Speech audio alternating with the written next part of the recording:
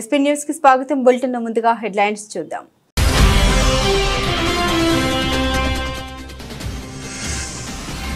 కొత్త ఎంఎస్ఎంఈ పాలసీని ఆవిష్కరించిన సీఎం రేవంత్ రెడ్డి. వ్యాపారాలు పెట్టుబడుల విస్తరణకు వీలుగా కొత్త పారిశ్రామిక విధానం.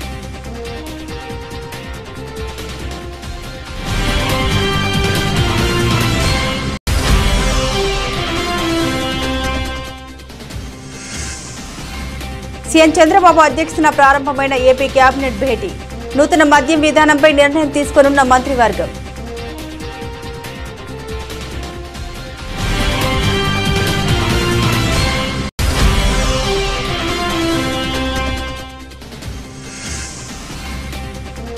హైడ్రాను ఆపే ప్రసక్తే లేదు, తేల్చి చెప్పిన రేవంత్ రెడ్డి.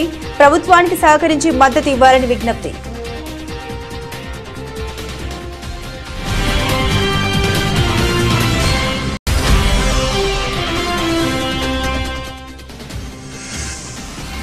మీ చేతగానితనాన్ని బీఆర్ఎస్ పై రుద్దొద్దు, ఇక నేను అబద్దాలు ఆపడంటూ మాజీ మంత్రి హరీష్ రావు ఆగ్రహం.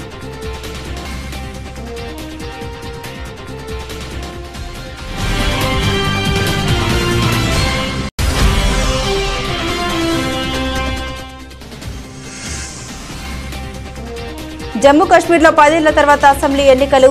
కొనసాగుతున్న తొలి విడత పోలింగ్.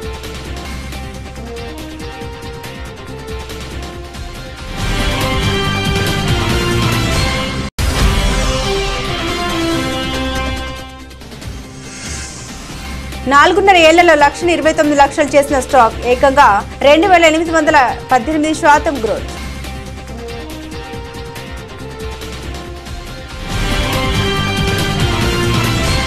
తెలంగాణ ప్రభుత్వం ఈరోజు చిన్న మధ్య తరహా పరిశ్రమల పాలసీని ప్రకటించింది. హైదరాబాద్లోని మాదాపూర్ శిల్పకళ వేదికలో ఉప ముఖ్యమంత్రి మల్లు భట్టి విక్రమార్క, మంత్రి శ్రీధర్ బాబుతో కలిసి ముఖ్యమంత్రి రేవంత్ రెడ్డి పాలసీని ఆవిష్కరించారు. తెలంగాణలో వ్యాపారాలు పెట్టుబడుల విస్తరణకు వీలుగా పరిశ్రమ అవసరాలు ప్రయోజనాలకు అనుగుణంగా కొత్త పారిశ్రామిక విధానాన్ని రూపొందిస్తున్నారు. ఈ మేరకు సీఎం గతంలోనే వెల్లడించారు. అమెరికాలో ఉన్నన్ని వ్యాపార అవకాశాలు తెలంగాణలోనూ ఉన్నాయని, చైనాకు ప్రత్యామ్నాయంగా ఎదగాలని సంకల్పంలో కొత్త పారిశ్రామిక విధానాన్ని తీసుకొస్తున్నట్లు గతంలో సీఎం రేవంత్ రెడ్డి ప్రకటించారు. రాష్ట్రంలో పారిశ్రామిక అభివృద్ధి కోసం ఎంఎస్ఎంఈ పాలసీ, ఎగుమతి విధానం, కొత్త life sciences policy, revised EV policy, medical tourism policy, green energy policy అనే 6 కొత్త వాటిని ఖరారు చేయాలని సీఎం ఇదివరకు అధికారులకు ఆదేశాలు జారీ చేశారు. ఈ నేపథ్యంలోనే ఈరోజు కొత్త ఎంఎస్ఎంఈ పాలసీని విడుదల చేశారు రేవంత్. ఇక వివరాలకు వెళ్తే హైడ్రాపై ల్యాండ్ మాఫియా దుష్ప్రచారం చేస్తోందని, అక్రమ భవనాల్ని కూలగొడుతుంటే పేదలను బూచిగా చూపిస్తున్నారని తెలంగాణ ముఖ్యమంత్రి రేవంత్ రెడ్డి ఆగ్రహం వ్యక్తం చేశారు. ఇలాంటి చీప్ ట్రిక్స్ పనిచేయవని, హైడ్రా తన పని తాను చేసుకుంటూ పోతుందని స్పష్టం చేశారు. నగరాన్ని రక్షించే విషయంలో వెనుకడుగు వేసేది లేదని తేల్చి చెప్పారు. హైడ్రా వెనుక ఎలాంటి రాజకీయ వ్యక్తిగత ప్రయోజనాలు లేవని పేర్కొన్నారు. భవిష్యత్ తరాల కోసం నగరాన్ని సంరక్షిస్తామని, నగరానికి ఉన్న లేక్ సిటీ అన్న పేరును పునరుద్ధరిస్తామని స్పష్టం చేశారు. గత ప్రభుత్వ 10 ఏళ్ల దుష్పరిపాలన కారణంగా నగరం వరద నగరంగా మారిందని ఆవేదన వ్యక్తం చేశారు. ఈ సందర్భంగా కేరళ వరదల్ని గుర్తు చేసిన సీఎం, హైదరాబాద్ లో అలాంటి పరిస్థితి ఎవరూ కోరుకోవడం లేదని పేర్కొన్నారు. తెలంగాణను ఫ్యూచర్ సిటీగా అభివర్ణిస్తున్నాం కాబట్టి నగరం క్లీన్ సిటీగా ప్రచారం చేయాల్సిన అవసరం కూడా ఉందని రేవంత్ రెడ్డి తెలిపారు. తాను గతంలో చెప్పినట్లు ఆర్థిక సాంస్కృతిక పునరుజ్జీవనంతో పాటు పర్యావరణ పునరుజ్జీవనం కూడా అవసరమని పేర్కొన్నారు. ఈ కారణంగానే ప్రభుత్వం హైడ్రాను ఏర్పాటు చేసిందని వివరించారు. ఈ ప్రయత్నంలో ప్రభుత్వానికి సహకరించి మద్దతు ఇవ్వాలని ప్రజలకు విజ్ఞప్తి చేస్తున్నామని సీఎం రేవంత్ పేర్కొన్నారు. వెనుక రాజకీయ కోణం లేదు, స్వార్థం లేదు. అదొక పవిత్ర కార్యం, ప్రకృతిని కాపాడుకునే యజ్ఞం. దీనికి ప్రతి ఒక్కరూ సహకరించాలి. కొందరు భూ మాఫియా వాళ్ళు పేదలను ముందు పెట్టి హైడ్రా లక్ష్యాన్ని నీరుగార్చే ప్రయత్నంలో ఉన్నారు. ఎన్ని అడ్డంకులు వచ్చినా హైడ్రా ఆగదు. హైదరాబాద్ భవిష్యత్తుకు హైడ్రా గ్యారంటీ ఇస్తుంది. ఇది నా భరోసా. ప్రజలను సహకరించాల్సిందిగా నేను కోరుకుంటున్నాను. ముఖ్యమంత్రి చంద్రబాబు నాయుడు అధ్యక్షతన రాష్ట్ర సచివాలయంలో ఏపీ కేబినెట్ భేటీ ప్రారంభమైంది. నూతన మద్యం విధానంపై నేటి కేబినెట్ భేటీలో నిర్ణయం తీసుకున్నారు. గత ప్రభుత్వ హయాంలో మైనింగ్ వ్యవహారాలు తీవ్ర వివాదాస్పదం కాగా, కొత్త మైనింగ్ విధానంపై ఇవాల్టి మంత్రివర్గ సమావేశంలో చర్చించే అవకాశం ఉంది. ఇందులోనే ఇసుక విధానం కూడా ఉంటుందని భావిస్తున్నారు. ముఖ్యంగా పెండింగ్ లో ఉన్న వాలంటీర్ వ్యవస్థ అంశంపై కీలక నిర్ణయం తీసుకున్నారు. వాలంటీర్లను తప్పకుండా కొనసాగిస్తామని ఎన్నికల ప్రచార సమయంలో చంద్రబాబు హామీ ఇచ్చారు. ఇక 18 నుండి 59 ఏళ్ల వయసున్న మహిళలకు మహిళలకు నెలకు 1500 రూపాయలు ఇస్తామన్న ఎన్నికల హామీ, పలు ఉద్యోగ నియామకాలకు నేటి కేబినెట్ భేటీలో పచ్చ జెండా ఊపే అవకాశాలు ఉన్నాయి. పరిశ్రమలకు భూ కేటాయింపులు, P4 కార్యాచరణ, నీరు చెట్టు బిల్లులకు నిధులు విడుదల, జలవనరుల ప్రాజెక్టుల పటిష్టతకు అత్యవసర నిధి కింద 300 కోట్లు కేటాయించే అంశంపై చర్చిస్తారని తెలుస్తోంది. పాకేటప్పుడు పంది, నడిచేటప్పుడు నంది అన్నట్లు అధికారం లేనప్పుడు తెలంగాణ విమోచన దినోత్సవం అంటూ గొంతెత్తిన పార్టీలు ఇప్పుడు ఎంఐఎంని అనే పనికి మాలిన పార్టీకి భయపడి దాన్ని ఉసెత్తడం లేదని కేంద్ర సహాయ మంత్రి బండి సంజయ్ అన్నారు. ఈ విషయంపై ఆయన మాట్లాడుతూ, ఇలాంటి ఎంఐఎం పార్టీలు ఎన్ని బెదిరించినా భారతీయ జనతా పార్టీ భయపడదని, తెలంగాణ అసలు చరిత్ర అందరికీ తెలిసేలా ప్రతి సంవత్సరం తెలంగాణ విమోచన దినోత్సవ వేడుకలు నిర్వహించి తీరుతామన్నారు. తెలంగాణ విమోచన జరిగింది. అధికారంలోకి రాకముందు ఉద్యమ సమయంలో కొన్ని పార్టీలు ఏం చేస్తాయంటే తెలంగాణ విమోచన దినోత్సవాన్ని అధికారికంగా జరపాలే, సమైక్య ఆంధ్రప్రదేశ్ ఉన్నప్పుడు ఆంధ్ర పాలకులారా మా తెలంగాణ స్వాతంత్ర దినోత్సవాన్ని మమ్మల్ని జరుపుకోనివ్వరా అని కొట్లాడిన వాళ్ళందరూ కూడా ఈ పార్టీలను కొట్లాడినాయి. కానీ అధికారంలోకి వచ్చినాక ఏం చేసినాయి? ఒక పార్టీ ఏమో సమైక్యత దినోత్సవం అంటది, ఇంకో పార్టీ ఏమో ప్రజాపాలన దినోత్సవం అంటది. ఇప్పుడు ఎందుకు పేరు మారుస్తుంటే సమాధానం లేదు. ఎందుకంటే ఎంఐఎం అని ఒక పార్టీ దరిద్ర పార్టీ ఉంది. ఆ పార్టీ ఎంఐఎం అని పార్టీ స్టార్ట్ కాకముందు నిజాం కాలంలో ఆ పార్టీ పేరు రజాకర్ల దళం. రజాకర్ల దళం అంటే మన అమ్మలకలను నగ్నంగా బతికమ్మలాడించడం, మనకు యువకులను చంపడం, ఎవరైతే ఎదుర్కొంటారో వాళ్ళని చంపే ప్రయత్నం చేయడం, ఈ హైదరాబాద్ సంస్థాన్ని విలీనం చేయాలని చెప్పి కొట్టడం, అందరిని చంపడం, ఇది రజాకర్ల దళం. దాని తర్వాత అది ఎంఏ పార్టీ మారింది. ఇవాళ అటువంటి పార్టీకి భయపడుతున్నారు వీళ్ళు. ఇవాళ తెలంగాణ విమోచన దినోత్సవం జరపడానికే భయపడుతున్నారు. ఇవాళ వాళ్లకు భయపడి మరి జాతీయ పార్టీ అని ఒక పార్టీ చెప్పుంటది. మేము 10 సంవత్సరాలు కొట్టాను, ఈ రాష్ట్రాన్ని ఇది వీకినాం అది వీకినాం అని చెప్పి ఇంకోళ్ళు చెప్పుకుంటారు. కానీ వీళ్ళు ఏం చేస్తుండే అలా ఒక ఎంఏఎం అనే పార్టీకి భయపడి తెలంగాణ విమోచన దినోత్సవం అని జరపడానికే భయపడే పరిస్థితి వచ్చింది. వాళ్ళు ముఖ్యమంత్రి రేవంత్ రెడ్డి అప్పులపై తప్పుడు లెక్కలు చెబుతున్నారని, తన చేతకంటితనాన్ని గత ప్రభుత్వాలపై రుద్దడం సరికాదని మాజీ మంత్రి హరీష్ రావు ఆగ్రహం వ్యక్తం చేశారు. రాష్ట్రం దివాలా తీసిందంటూ ముఖ్యమంత్రి రేవంత్ రెడ్డి పదే పదే రాష్ట్ర ప్రతిష్టను, పరపతిని దిగజార్చేలా వ్యవహరించడం దుర్మార్గమని పేర్కొన్నారు. సీఎం రేవంత్ రెడ్డి తన వ్యాఖ్యల ద్వారా రాష్ట్ర భవిష్యత్తును ప్రశ్నార్థకరం చేస్తున్నారని విమర్శించారు. మెదక్ జిల్లా కేంద్రంలో మీడియాతో హరీష్ రావు మాట్లాడారు. రాష్ట్ర ప్రభుత్వం 16వ ఆర్థిక సంఘం ముందు అబద్దాలను వల్లివేయడం సిగ్గుచేటని మండిపడ్డారు. రాష్ట్రంపై 6.85 లక్షల కోట్ల అప్పు ఉందనే తప్పుడు ప్రచారాన్ని ఇంకెన్నిసార్లు చెప్తారని ప్రశ్నించారు. పబ్లిక్ మీటింగ్ లో, ప్రచార సభల్లో 16వ ఆర్థిక సంఘం ముందు చివరికి ప్రజాపాలన దినోత్సవ వేదికగా అదే తొండి వాదన వినిపించడం వల్ల రాష్ట్రానికి వచ్చే ప్రయోజనం ఏమిటని నిలదీశారు హరీష్ రావు. ఎంతసేపు అప్పులని మాట్లాడుతున్నావు కదా, మరి కేసీఆర్ పెంచిన ఆస్తుల గురించి ఎందుకు మాట్లాడు? కేసీఆర్ గొప్పగా ఆస్తులు పెంచిండు కదా. తెలంగాణ రాష్ట్రం ఏర్పడ్డ నాడు 2013-14లో మన తలసరి ఆదాయం 1,12,162 రూపాయలు. మరి ఇవాళ ఎక్కడికి పోయింది మన తలసరి ఆదాయం? 3,47,229. దేశంలో నంబర్ 1 తెలంగాణ. ఈ దేశంలో 28 రాష్ట్రాల్లో తలసరి ఆదాయంలో అగ్రభాగాన తెలంగాణను నిలబెట్టిన కేసీఆర్ గురించో, ఆ తలసరి ఆదాయం గురించి నీకెందుకో నోరు రాదు. జిఎస్డిపి, మన రాష్ట్ర స్థూల ఉత్పత్తి, రాష్ట్రం ఏర్పడ్డ నాడు 4,51,000 కోట్లుంటే ఈరోజు 14,63,000 కోట్లకు పెంచారు. 160% పెరిగింది. దీని గురించి రేవంత్ రెడ్డి నోట్లకెళ్ళి ఎందుకో రాదు. ఇది రాష్ట్ర సంపద పెరిగింది, రాష్ట్రంలో పౌరుల సంపద పెరిగింది, తలసరి ఆదాయం పెరిగింది, ఆస్తుల కల్పన జరిగింది, దేశ జీడిపికి 5.1% మనము కాంట్రిబ్యూట్ చేస్తా ఉన్నాం. ఇలాంటి మంచి మాటలు రేవంత్ రెడ్డి నోట రావు, అన్ని అబద్ధాలు, గోబల్స్. హైదరాబాద్ మహానగరంలో గణేష్ నిమజ్జన ప్రక్రియ ప్రశాంతంగా ముగిసిందని పోలీస్ కమిషనర్ సివి ఆనంద్ తెలిపారు. గతంలో కంటే ఈ ఏడాది 3 గంటల ముందే నిమజ్జన ప్రక్రియ పూర్తి చేసినట్లు పేర్కొన్నారు. నిమజ్జనానికి సహకరించిన ఖైరతాబాద్ గణేష్ ఉత్సవ సమితితో పాటుగా ప్రతి ఒక్కరికి ధన్యవాదాలు తెలిపారు. ట్రాఫిక్ దృష్ట్యా బుధవారం ఉదయం 10:30 అన్ని జంక్షన్లు, ఫ్లైఓవర్లను తెరిచామని తెలిపారు. అయితే గణేష్ నిమజ్జన ప్రక్రియ బుధవారం ఉదయం 7 గంటల వరకు ముగిసేలా ప్లాన్ చేశామని సిపి తెలిపారు. కానీ కొన్ని మండపాల నిర్వాహకులు సహకరించకపోవడం వల్ల ఆలస్యం జరిగిందన్నారు. వచ్చే ఏడాది ముందే మండపాల నిర్వాహకులు నిర్వాహకులతో సమావేశమై సమయానికి నిమజ్జనం పూర్తయ్యేలా చర్యలు తీసుకుంటామన్నారు. ఈసారి చాలా వాహనాలు ఫెయిల్ కావడం, భారీ గణనాథులకు విద్యుత్ తీగలు అడ్డు తగలడం వంటి కారణాలతో కూడా నిమజ్జనం ప్రక్రియ ఆలస్యమైందన్నారు. గత 10 రోజుల నుండి హుస్సేన్ సాగర్లో 1,00,000కు పైగా గణనాథుల్ని నిమజ్జనం చేసినట్లు పేర్కొన్నారు. నిన్న ఒక్కరోజే సుమారు 20,000 దాకా నిమజ్జనం చేసినట్లు తెలిపారు. ఇక నిమజ్జన ప్రక్రియ బందోబస్తుకు 25,000 మంది విధుల్లో ఉన్నారని తెలిపారు. ఇందులో సిటీ నుండే 15,000 మంది పోలీసులు ఉన్నారని సివి ఆనంద్ పేర్కొన్నారు. నిమజ్జన కార్యక్రమం ఇప్పుడు కూడా పూర్తి కాలేదు, ఇంకా కొద్దిగా మిగిలి ఉంది. కానీ పోలీస్ బందోబస్తు పరంగా ఎప్పుడైతే మేము ట్రాఫిక్ రిలీజ్ చేస్తామో అప్పుడు బందోబస్తు ప్రజల కోసం పూర్తయిందని మేము భావిస్తాము. ఆ విధంగా చూస్తే ఈరోజు 10:30కు అన్ని జంక్షన్స్ కూడా మేము ఫ్రీ చేయగలిగాము. గత సంవత్సరంతో పోల్చుకుంటే దాదాపు 3 గంటల పొదుపు మేము చేయగలిగాము.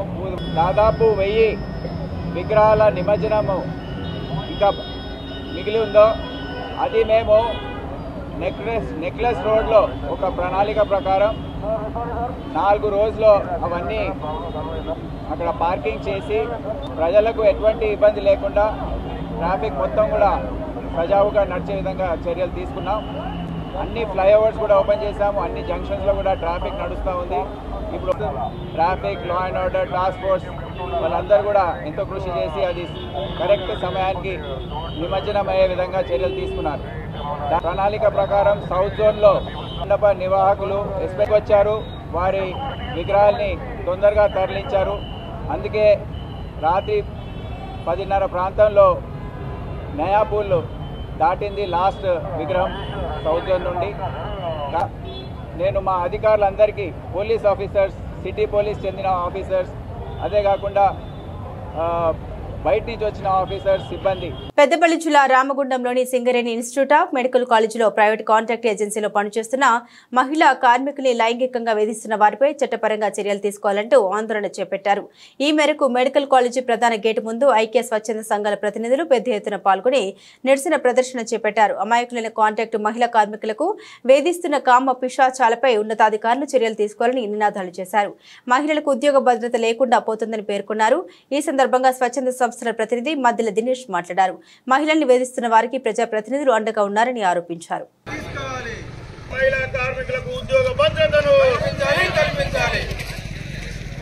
గోదావరికని ప్రాంతంలోని సిమ్స్ సింగరేణి మెడికల్ కళాశాల ఎన్నో ఉద్యమాలు చేసుకొని మరి కళాశాల ఏర్పాటు చేసుకుంటే ఇక్కడ కాంట్రాక్ట్ ఏజెన్సీ ఇతర ప్రాంతాలకు ఇచ్చి అందులో పనిచేస్తున్నటువంటి పారిశుద్ధ విభాగం కానివ్వండి, సెక్యూరిటీ విభాగం కానివ్వండి, పనిచేస్తున్నటువంటి గౌరవ మహిళలను సభ్య సమాజం తలదించుకునే విధంగా లైంగిక వేధింపులు ఇష్టానురీతిలో కొంతమంది కామపిశాచులు జరుపుతూ ఉంటే కొంతమంది వారికి అండగా నిలవడం నిజంగా సిగ్గుచేటు.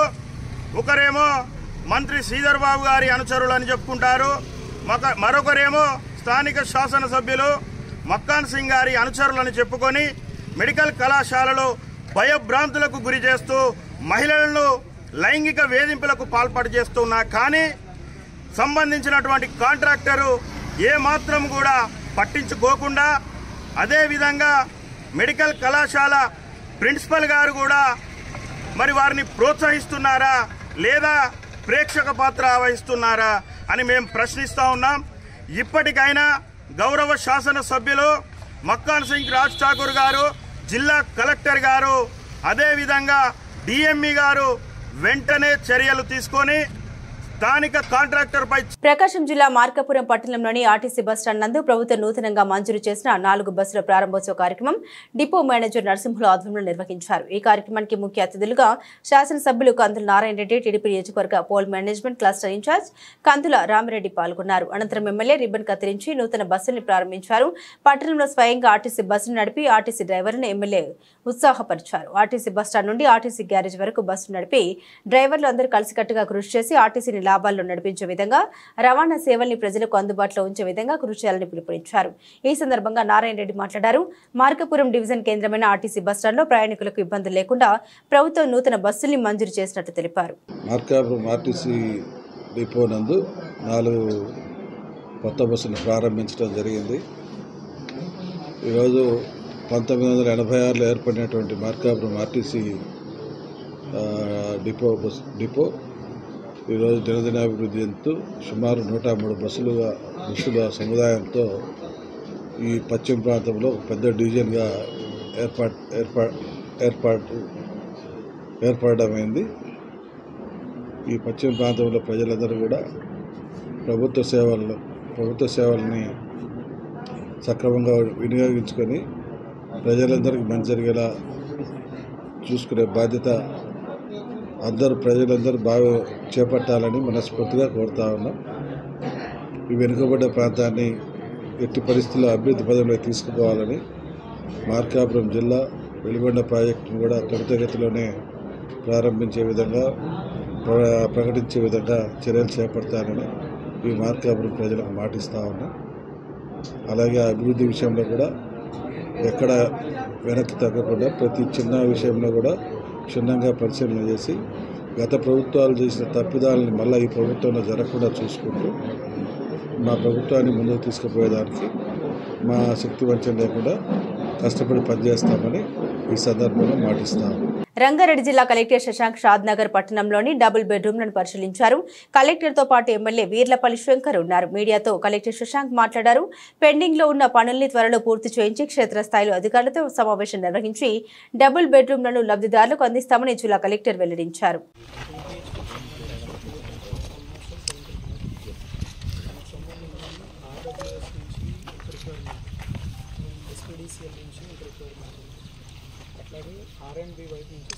జిల్లాలోని షాద్నగర్ నియోజకవర్గంలో గౌరవ ఎమ్మెల్యే శంకరయ్య గారి ఆధ్వర్యంలో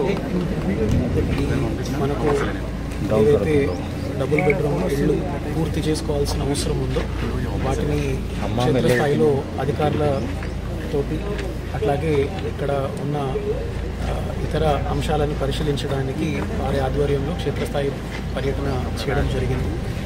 ఇక్కడ ఉన్న ఈ డబుల్ బెడ్రూమ్ ఇళ్ళని ఎంత పూర్తిగా మనము అందుబాటులోకి తీసుకురావాలన్న ఉద్దేశంతో ఈ విజిట్ చేయడం జరుగుతూ ఉంది. దీనికి సంబంధించిన వివరాలన్నీ కూడా అధికారులతోటి చర్చించి సమీక్షించుకొని మళ్ళీ అతి త్వరలో వీటిని లబ్ధిదారులకు అందుబాటులోకి తీసుకురావాలన్నది దీంట్లో ఉన్న ప్రధానమైన ఉద్దేశం. దానికి సంబంధించిన అవసరాలు ఏమేమి ఉన్నాయి, ఇంకేమేమి పూర్తి చేయాలన్నది మేము అధికారులతో కూడా చర్చించడం జరుగుతూ ఉంది. షాద్నగర్ నియోజకవర్గ లబ్ధిదారులకు వీటిని త్వరలో అందుబాటులోకి తీసుకురావాలని చెప్పేసి ఎమ్మెల్యే గారు పట్టుబట్టి ఈ కార్యక్రమాన్ని ఇక్కడ పెట్టించడం జరిగింది. దానికి సంబంధించి అందరూ కూడా సమన్వయంతో పనిచేయడం జరుగుతుంది. అలనాటి తెలుగు సినీ హాస్య నటుడు పద్మశ్రీ రేలంగి వెంకటరామయ్య కాంస్య విగ్రహాన్ని ఈ 19వ తేదీన రాష్ట్ర పర్యాటక శాఖ మంత్రి దుర్గేష్ ప్రారంభం ఆవిష్కరిస్తారు. గోదావరి ఘటన ఏర్పాటు చేసిన ఈ విగ్రహాన్ని ఆ రోజు ఉదయం 9:30 ప్రజాప్రతినిధులు, అధికారులు, పుర ప్రముఖుల సమక్షంలో మంత్రి దుర్గేష్ విగ్రహాన్ని ఆవిష్కరిస్తారని విగ్రహ నిర్మాణ కమిటీ తెలిపారు. ఆనం రోటరీ హాల్లో మంగళవారం జరిగిన మీడియా సమావేశంలో కమిటీ నాయకులు రెడ్డి రాజు మాట్లాడుతూ తొలితరం తెలుగు సినీ పరిశ్రమలో ఎన్టీఆర్, ఏఎన్ఆర్ లాంటి అగ్ర నటులతో సమానంగా హాస్య నటుడు రేలంగి కూడా సినిమా రంగంలో అన్నగా గుర్తింపు లభించిందన్నారు. తన హాస్య నట కౌశల్యంతో తెలుగు ప్రజల గుండెల్లో చిరస్థాయిగా నిలిచారని కొనియాడారు. అటువంటి మహానుభావుని విగ్రహాన్ని దాతల సహకారంతో శ్రీ గౌడ శెట్టి బలిజ, శ్రీశయన యాత ఈడిగా సంక్షేమ సంఘం ఆధ్వర్యంలో గోదావరి ఘటన ఏర్పాటు చేస్తున్నామని తెలిపారు.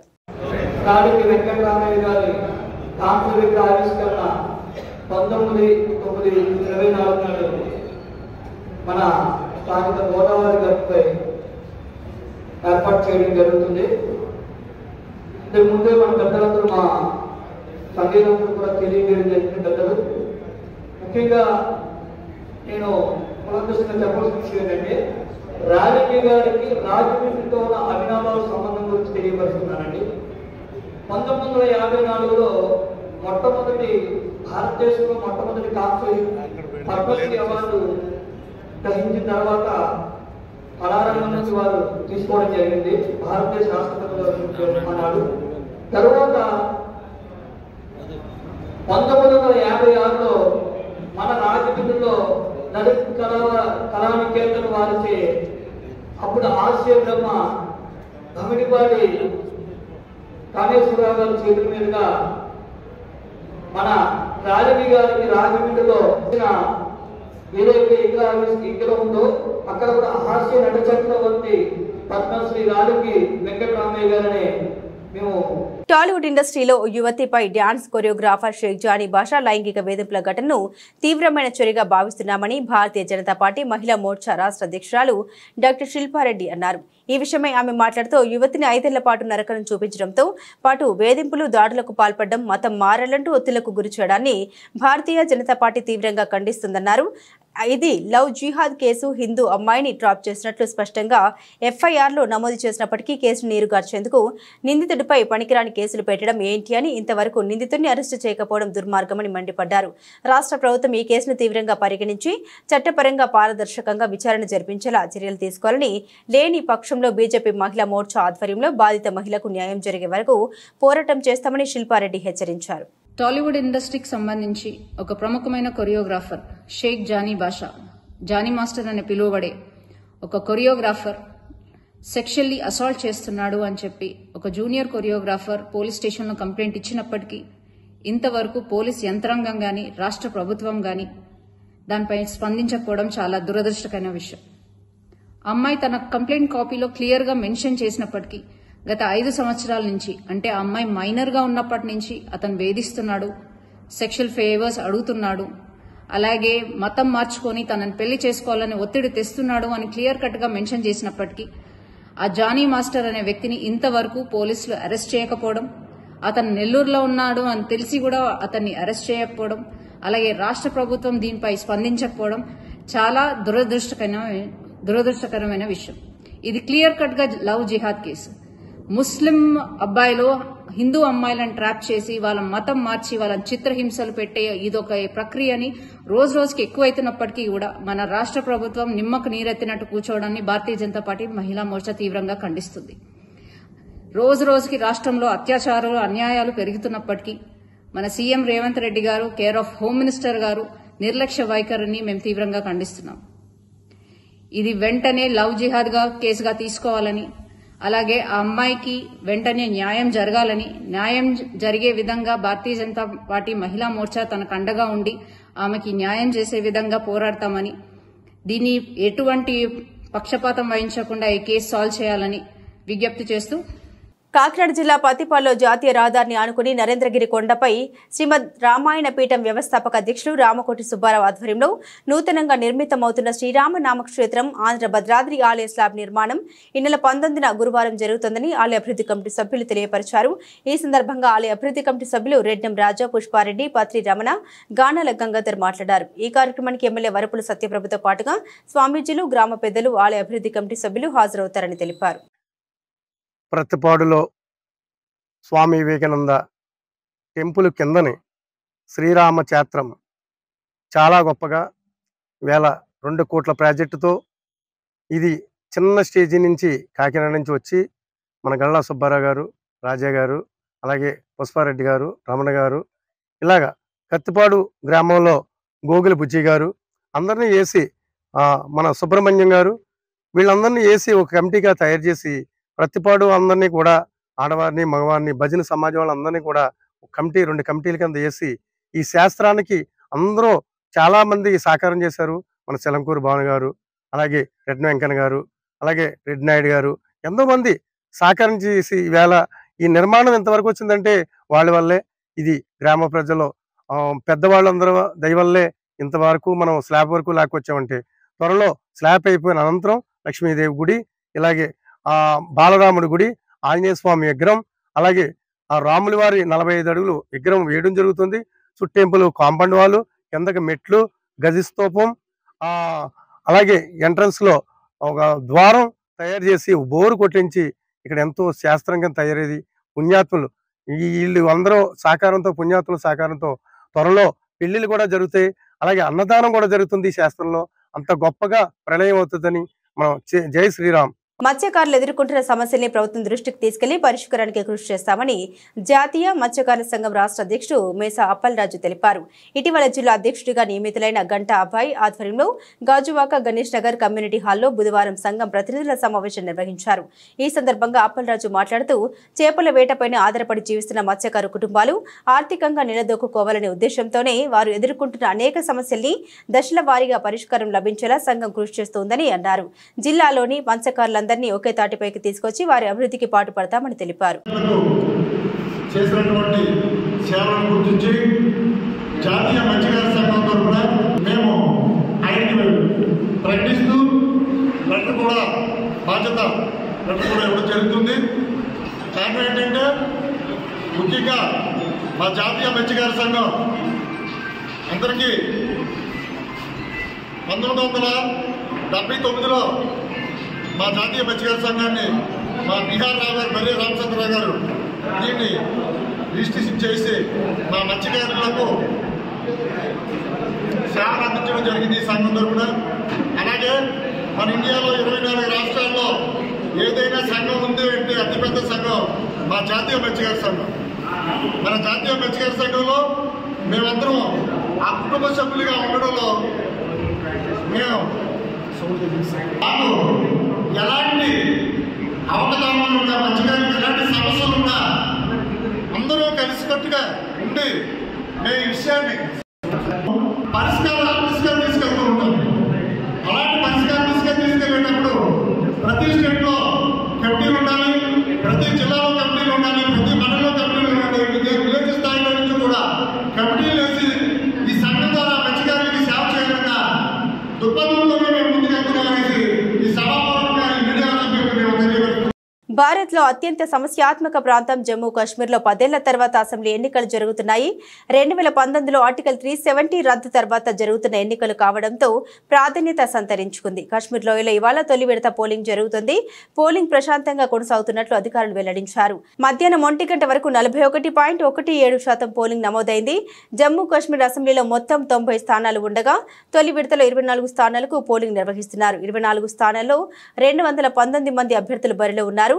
సాయంత్రం 6 గంటలకు పోలింగ్ జరగనుంది. ఉగ్రవాద దాడుల నేపథ్యంలో జమ్మూ కాశ్మీర్ వ్యాప్తంగా కట్టుదిట్టమైన భద్రతా ఏర్పాట్లు చేశారు. తనిఖీలు ముమ్మరం చేశారు. ప్రస్తుతం స్టాక్ మార్కెట్లు చాలా కంపెనీలు తమ ఇన్వెస్టర్లకు మంచి రాబడిని అందిస్తున్నాయి. ఈ క్రమంలో ప్రముఖ పారిశ్రామికవేత్త అనిల్ అంబానీకి చెందిన కంపెనీ రిలయన్స్ పవర్ కూడా దీర్ఘకాలిక పెట్టుబడిదారులకు మంచి లాభాల్ని అందించింది. అంతేకాదు దీనిలో ఇన్వెస్ట్ చేసిన పెట్టుబడిదారులను ధనవంతులను చేసింది. అయితే ఇన్నేళ్లలో ధనవంతులయ్యారనే విషయాల్ని ఇక్కడ తెలుసుకుందాం. గత కొన్ని రోజులుగా రిలయన్స్ పవర్ షేర్లు రాకెట్ల దూసుకుపోతున్నాయి. అనిల్ అంబానీ కంపెనీ పవర్ షేర్లు బుధవారం సెప్టెంబర్ 18వ తేదీన 5% పెరిగి 32.98కి చేరాయి. జూన్ 30, 2024 వరకు మొత్తం ప్రాతిపదికన కంపెనీ నికర విలువ 11,155 కోట్లు అని కంపెనీ తెలిపింది. విదర్భ ఇండస్ట్రీస్ పవర్ లిమిటెడ్ తన అనుబంధ సంస్థ కాదని రిలయన్స్ పవర్ తన ఎక్స్చేంజ్ ఫైలింగ్ లో పేర్కొంది. CFM asset reconstructions private limited తో కంపెనీ అన్ని వివాదాల్ని పరిష్కరించుకున్నట్లు వెల్లడించింది. దీంతో సెప్టెంబర్ 18, 2024 తేదీన ఈ కంపెనీ షేర్లు 32.98కి చేరుకున్నాయి. ఈ క్రమంలోనే గత 4.5 ఏళ్లలో రిలయన్స్ పవర్ షేర్లు 2,818% పెరగడం విశేషం. అనిల్ అంబానీ కంపెనీ షేర్లు మార్చి 27, 2020న 1.13గా ఉండేవి. కానీ ప్రస్తుతం సెప్టెంబర్ 18, 2024 నాటికి ఈ కంపెనీ షేరు ధర 32.98కి చేరుకుంది. అంటే 4.5 ఏళ్లలోనే 28% పైగా పుంజుకుంది. ఈ నేపథ్యంలో ఒక వ్యక్తి మార్చి 27, 2020న రిలయన్స్ పవర్ షేర్లో 1 లక్ష పెట్టుబడి పెట్టి తన పెట్టుబడి మొత్తాన్ని అలాగే ఉంచినట్లయితే షేర్ల ప్రస్తుత ధర 32.98 ప్రకారం 29.18 లక్షలు వచ్చాయని చెప్పవచ్చు. బులెటిన్ ముగించే ముందు హెడ్లైన్స్ మరోసారి.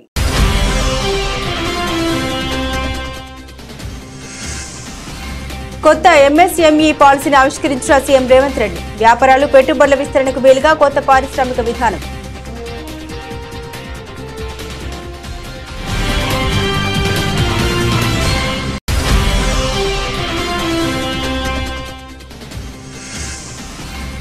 సీఎం చంద్రబాబు అధ్యక్షతన ప్రారంభమైన ఏపీ కేబినెట్ భేటీ.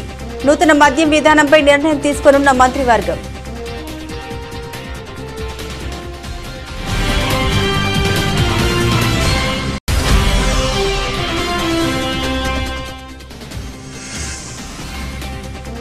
హైడ్రాను ఆపే ప్రసక్తే లేదు. తేల్చి చెప్పిన రేవంత్ రెడ్డి ప్రభుత్వానికి సహకరించి మద్దతు ఇవ్వాలని విజ్ఞప్తి.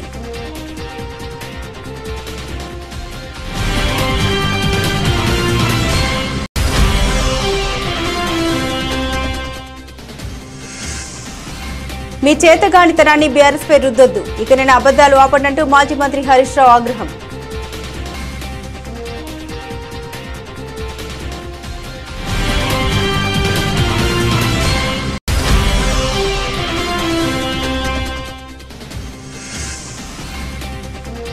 జమ్మూ కాశ్మీర్లో 10 ఏళ్ల తర్వాత అసెంబ్లీ ఎన్నికలు కొనసాగుతున్న తొలి విడత పోలింగ్.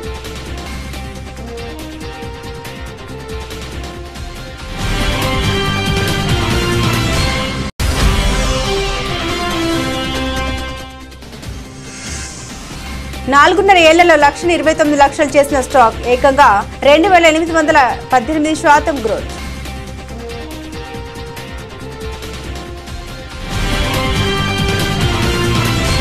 ఇవి బులెటిన్లోని విశేషాలు. తిరిగి మరో బులెటిన్తో మళ్ళీ కలుసుకుందాం. అంతవరకు సెలవు. నమస్కారం.